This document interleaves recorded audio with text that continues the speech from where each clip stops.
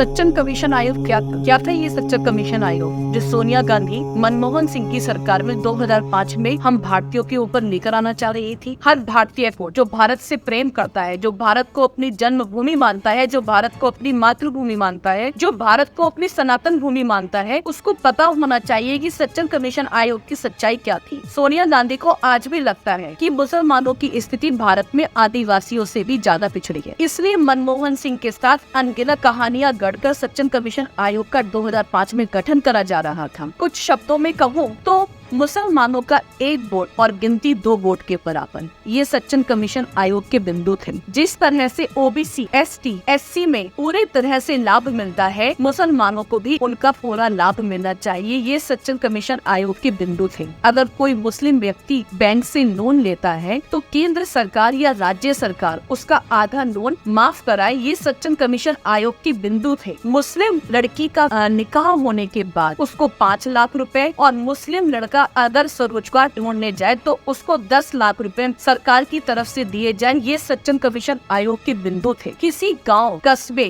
बस्ती, जिला या शहर में 25% से ज्यादा मुस्लिम आबादी है तो उनकी वोट वहां पर रिजर्व करी जाएं, ये सच्चर कमीशन आयोग के बिंदु थे। सांसदों की 30% और विधायकों की 40% सीट रिजर्व करी जाए, ये थे सच्चर कमीशन आयोग के बिंदु। मदरसों में IPS, IAS जैसी शैक्षिक योग्यताओं को मान्यता दी जाए। MBBS जैसी डिग्रियों को मुस्लिम बच्चों के लिए मुफ्त शिक्षा का प्रावधान किया जाए, ये सच्चर कमीशन आयोग के बिंदु थे। यानी कि कांग्रेस, सोनिया गांधी, मनमोहन सिंह, ये सब तालिबान शासक हम हिंदुओं पर लगाना चाहते थे। अगर भाजपा इसका पूरी तरह से विरोध नहीं करती तो 2005 में सच्चर कमीशन आयोग कब गठित हो जाता हम लोगों को पता भी नहीं चलता। कब हमारे ऊपर तालिबानी शासन शुरू हो जाता हमें इसके बारे में आभास ही नहीं होता। इसलिए मैं हर भारतीय से कहना चाहूंगी कि जाति को छोड़कर हिंदुत्व की विचारधारा के लिए काम करे। देखे कि वोट बैंक के लिए किस तरह से राजनीतिक पार्टियां हम हिंदुओं को अलग करने में लगी हुई है।